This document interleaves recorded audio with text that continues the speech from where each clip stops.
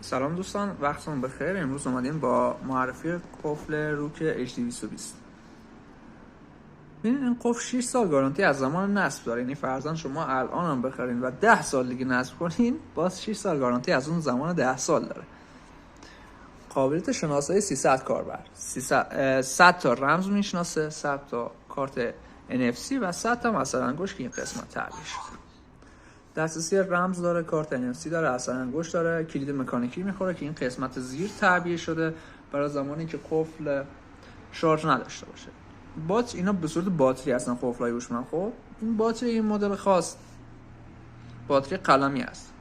باتری شما میتونه شارژ بزنید یا اینکه عوضش کنید و عموما 7-8 ماه برای شما میره و بعد از 7-8 ماه یا شارژش کنید یا عوضش کنید. بعد اینکه به وای فای وصل میشه. نرم افزار عمومی قفل‌های هوشمند معمولا تویا هسته که دسترسی از راه دور به شما میده. دکمه امنیتی همون دکمه شب بنده که داخل اکثر قفل‌ها هست. این پنل داخلی هست، داخل ساختمان قرار میگیره. شما تا زمانی که این شب بند رو نبندین کسی از بیرون نمیتونه وارد بشه، هرچند که رمز رو بزنه یا هر کار دیگه. بعد آرزوتونم قابلیت به اپلیکیشن موبایلی که بهتون گفتم، استفاده از مغزی‌ها.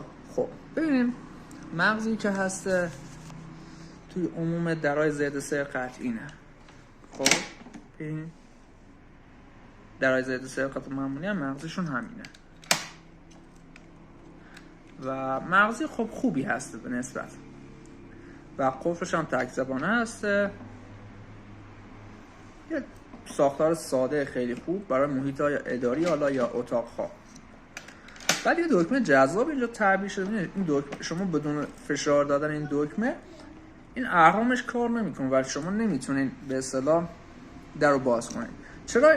برای زمانی که مثلا بچه‌ها دست میگیرن که از در خونه مثلا چیزی بیرون نره، شما باید مثلا برای قفل کردن در حرفا اینو فشار بدین بالا و برای باز کردنش هم همینجور باید بگیرین و بازش کنین.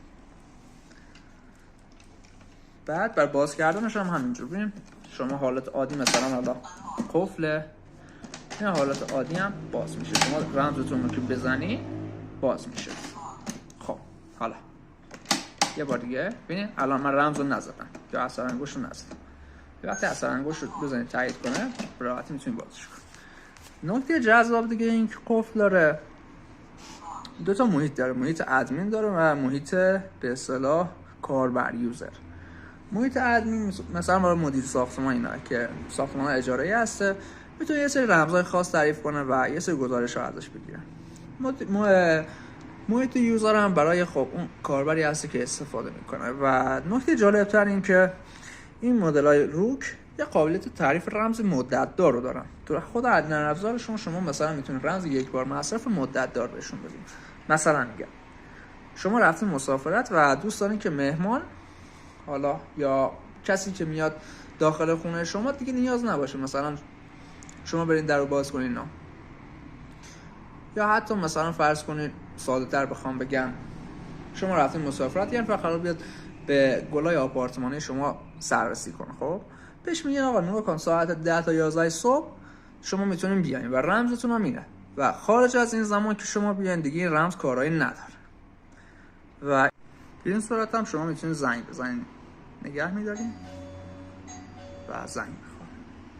این پنل بیرون هسته و پنل داخل هم که مشاهده کردید.